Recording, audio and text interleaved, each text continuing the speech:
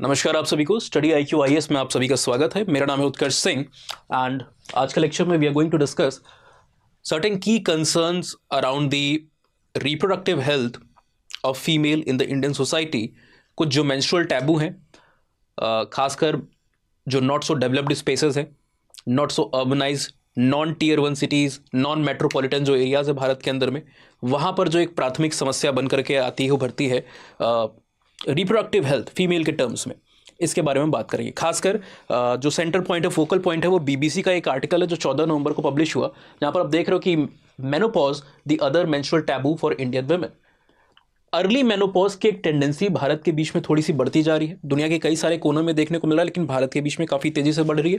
Menopause का जो एक अर्ली ऑनसेट है, दूसरे देशों के कंपैरिजन में अगर भी हम देखें तो वेस्ट के कई सारे देशों के कंपैरिजन में ये जो टाइम पीरियड है ये काफ़ी ज़्यादा अर्ली आपको देखने को मिल रहा है। चौंकाने वाली बात है कि अगर आप अभी हम आंकड़ों को दिखाएंगे, बांग्लादेश, पाकिस्तान जो हमारे पड़ोसी हैं, उनसे भी हम काफ़ी ज़्यादा, इवन नेपाल से हम इसके अंदर में काफ़ी ज़्यादा पीछे हैं। अर्ली मेनोपॉज की एज आपको यहाँ पर देखने को मिल रही है, ठीक है ना। और मेनोपॉज का जो एक स्टार्ट है, उससे पहले का जो एक पीरियड है, before the onset of the menopause, the triggering of the event, वहाँ पर कई सारे सिम्टम्स आपको विजिबल देखने को मिलते हैं, कई बार कंसर्निंग होते हैं। कुछ 15 से 20% इंडिविजुअल में एक रिसर्च है, सर्वे है, जो बताता है कि ये सिम्टम्स कई बार वहाँ पर दिखते ही नहीं, होते ही नहीं है। बाकी 35 से 45%, 50% केसेस के अंदर में मैनेजेबल टू मॉडरेटली सीवियर आपको सिम्टम्स देखने को मिलते हैं। और वहीं कुछ 15 से 20% फीमेल्स के बीच में ये जो सिम्टम्स है ये काफ़ी ज़्यादा सीवियर होते हैं। अब ये सीवियर सिम्टम्स जो है, इनको लेकर के एक बड़ी प्रॉब्लम है कि जो मेट्रोपॉलिटन सिटीज़ हैं, टीयर 1 सिटीज़ हैं, जो बड़े बड़े शहर हैं, अर्बन स्पेसेस है, जागरूकता है, अवेयरनेस है, यानी कि शिक्षा है, वहाँ पर तो बातें होती हैं, चीज़ें इसके बारे में डिस्कस की जाती हैं। लेकिन अगर आप रूरल इंडिया में, ट्राइबल सोसाइटीज़ में, सिंपल सोसाइटीज़ में, नॉट सो अर्बनाइज्ड स्पेसेस में, सबर्ब्स में आके जाके देखते हो, तो आज भी कंडीशन आज से जो एक सदी पहले थी वैसी ही आपको दिखाई दे रही होती है। वॉइसेस आर अनहर्ड, कई बार मिसडायग्नोसिस, कई बार अनडायग्नोसिस होता है, और कई बार कहा जाता है it is part of the life cycle. आप फीमेल हो तो ये तो होनी है चीज़, और इसकी वजह से कई बार जो मैनेजमेंट है मेनोपॉजल सिम्टम्स का, वो प्रॉपरली भारत में एड्रेस, और भारत जैसे कई सारे और देशों में एड्रेस होते हुए नहीं आपको देखने को मिलेगा। कोई बीमारी तो है नहीं कि इसका ट्रीटमेंट हो, बट सिम्टम्स आर मैनेजेबल, है ना, जो कि देखा गया है कई सारी रिसर्चेज में कि एक as simple as a progesterone cream topical application के लिए जो कई बार आपको मिलती है, वो सिम्टम्स को कई हद तक कम करने में, मैनेज करने में हेल्प करती है। कई सारे और जो थेरेपीज़ हैं वो भी इसके अंदर में हेल्प करती आई है। बट इंडिया के अंदर में, हमारी सोसाइटी के अंदर में, खासकर जो कुछ ग्रामीण इलाके हैं, जो कुछ आदिवासी क्षेत्र है, ट्राइबल एरियाज़ हैं, वहाँ पर ये सारी बातों को उतना ज़्यादा किया नहीं था। मेंस्ट्रुअल टैबू एक आपको देखने को मिलता है कि नहीं, इसके बारे में बात नहीं करनी है, तो पार्ट है लाइफ का। And in those areas it has emerged as clearly one of the biggest problems. तो इसके ऊपर डिस्कशन करते हैं। मेनोपॉज पहले होता क्या है? I hope most of you are already aware with the term, ठीक है। पर addressing the elephant in the room, जो लोग आप में से इस टर्म को नहीं जानते हो, यहाँ पर ये जो मैंने यहाँ पर टर्म है, ये बेसिकली मंथ या मंथली चेंजेस या मंथली साइकिल के लिए टर्म यूज होता है, ठीक है ना। पॉजेस जो टर्म है, पॉज जिससे उभरा है, ये टर्म सिजेशन के लिए यूज होता है। सिजेशन यानी कि स्टॉप। तो दो ग्रीक वर्ड से मिलकर के मेनोपॉज शब्द बनता है, और इसका लिटरल मीनिंग अगर आप मेडिकल टर्म्स में भी देखोगे तो it is a caseation of the female menstrual cycle. ये सिर्फ मेंस्ट्रुअल साइकिल फीमेल क्या, क्योंकि फीमेल ही में होता है, it is but obvious, male के बीच में आपको नहीं देखने को मिलता है।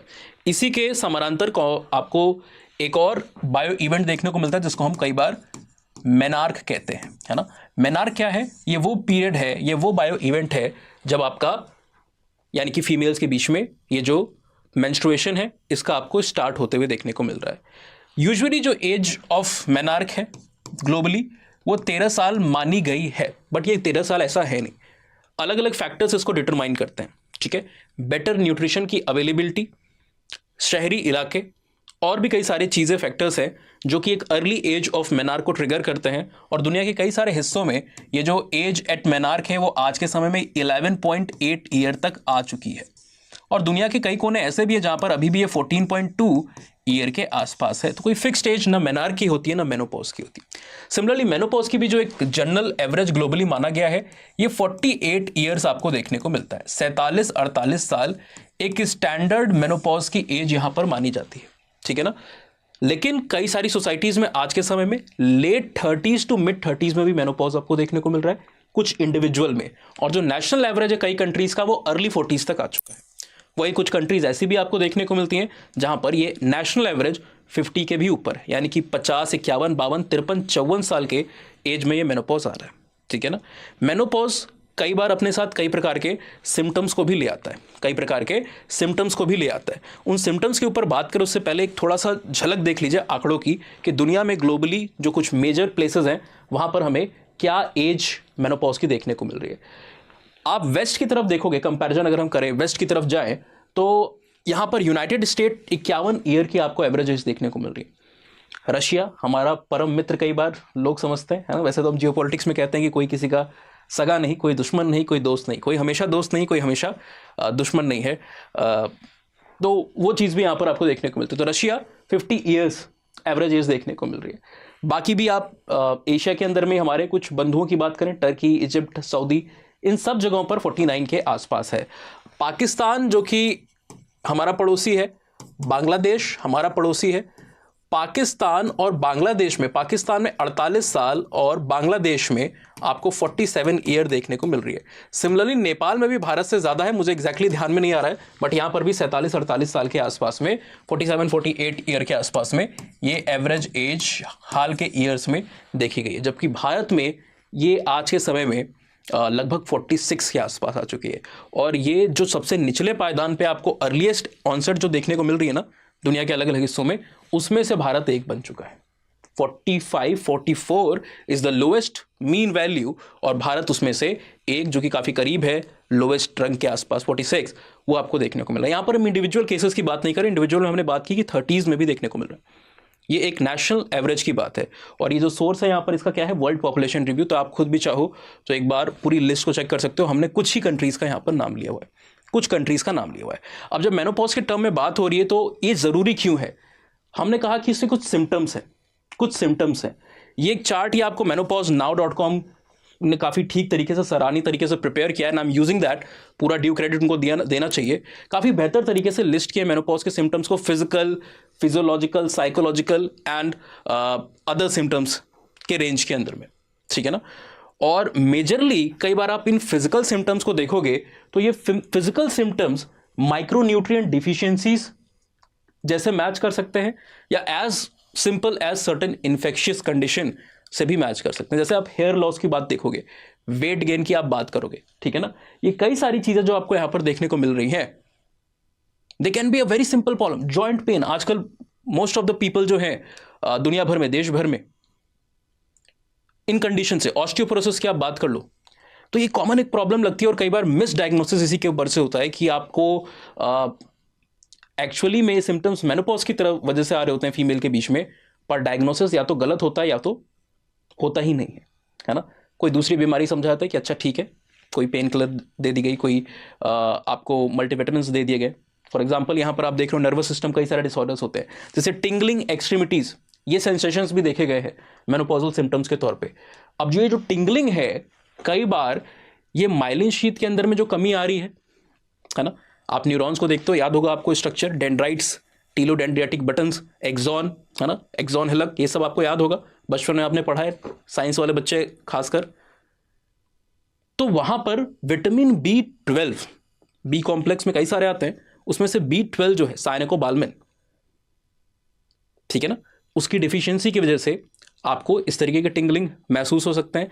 और भी कई सारे, फॉर एग्जांपल ये स्लीपिंग डिसऑर्डर्स है, स्लीपिंग डिसऑर्डर लाइफस्टाइल फैक्टर्स की वजह से हो सकता है, स्ट्रेस, एंजाइटी, और इवन B12 और विटामिन डी जैसे जो कुछ माइक्रोन्यूट्रिएंट्स हैं, इनकी deficiency has also seen to have resulted into these type of sleeping disorders और द केसेस ऑफ इंसोम्निया, ठीक है। इंसोम्निया की जो कंडीशन होती है उसमें भी ये रिजल्ट करता हुआ आपको देखने को मिल जाएगा।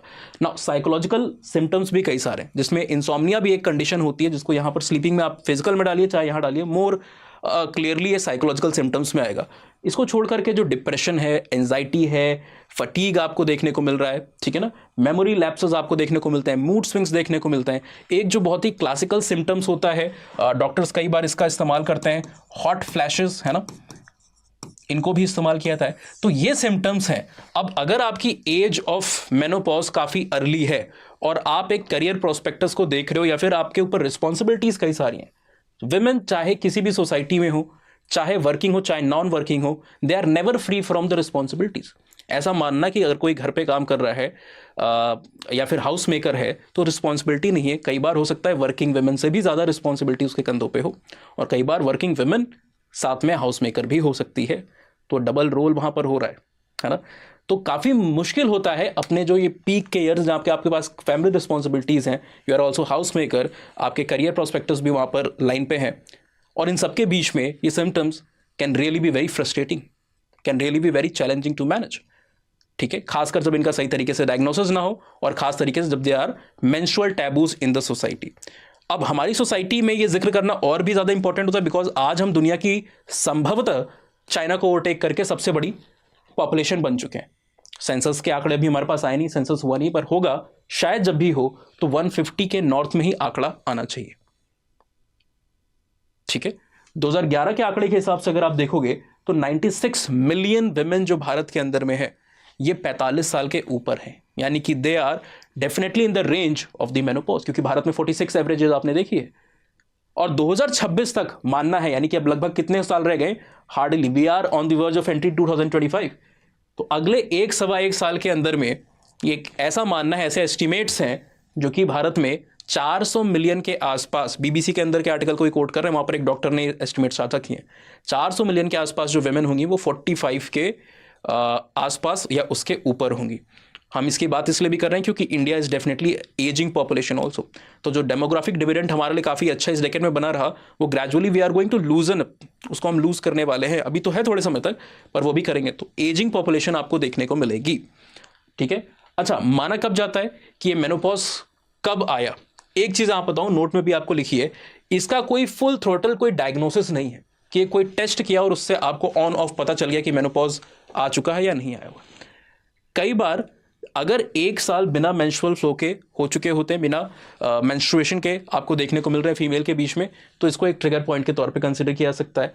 हॉट फ्लैशेस ऐसे कई सारे जो सिम्टम्स हमने बात की है ना, इनके जो अराइवल है उसको भी एक फैक्टर के तौर पे कंसिडरेशन में लिया जा सकता है।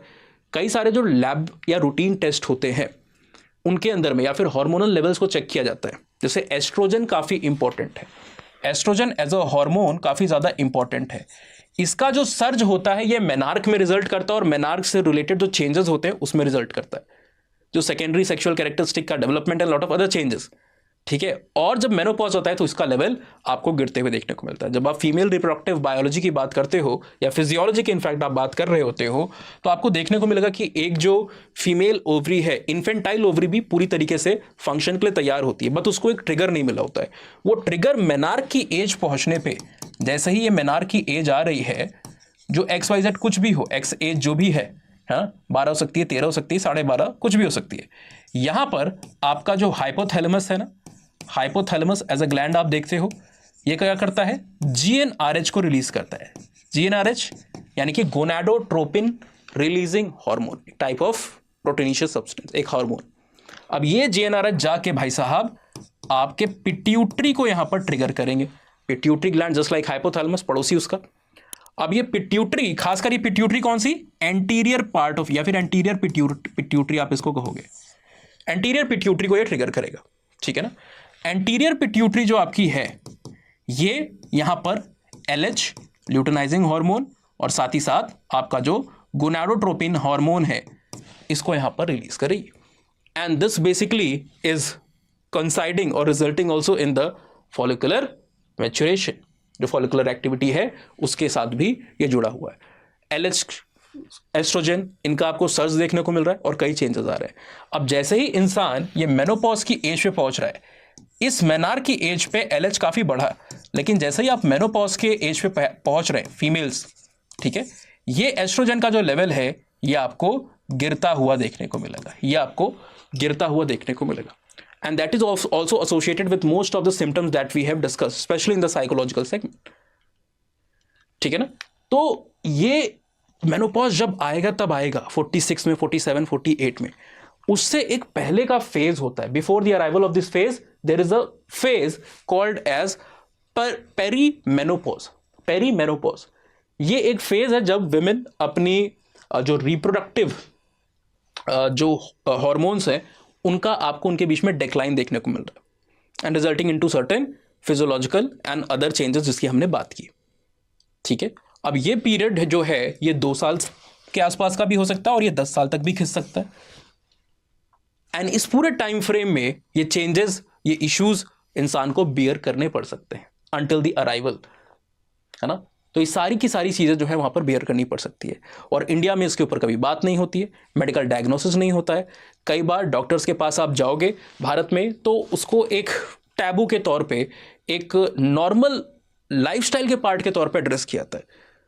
तो जो आर्टिकल है वहाँ पर आप पढ़ोगे, आर्टिकल में बीबीसी के, तो वहाँ पे दिखा कई लोगों की केस स्टडीज़ वहाँ पर दी हुई हैं जहाँ पर it is being said bye doctors, female doctors and nurses कि आप इसके लिए भी हमसे दवा मंगवाओगे क्या? आप, ये तो वुमेन के लाइफ का एक पार्ट है, ये तो होना ही होना है. इस तरीके की बातें वहाँ पर आपको देखने को मिलेगी, and that is a bigger problem. अब इन सिम्टम्स को मैनेज करना कोई बहुत बड़ी बात नहीं है. हमने बात किया कि सीवियर जो सिम्टम्स हैं, जो सीवियर सिम्टम्स आपको देखने को मिल रहे हैं, ये 15 से 20% के केसेस में ही देखने को मिलते हैं. मोस्ट ऑफ द केसेस में आपके मॉडरेट सिम्टम्स आपको देखने को मिल रहे हैं. कुछ 45% के आसपास केस में आपको मॉडरेट सिम्टम्स देखने को मिल रहे हैं, और देयर आर 15 to 20% जिनको कोई सिम्टम्स नहीं आते. थैंकफुली अच्छी बात.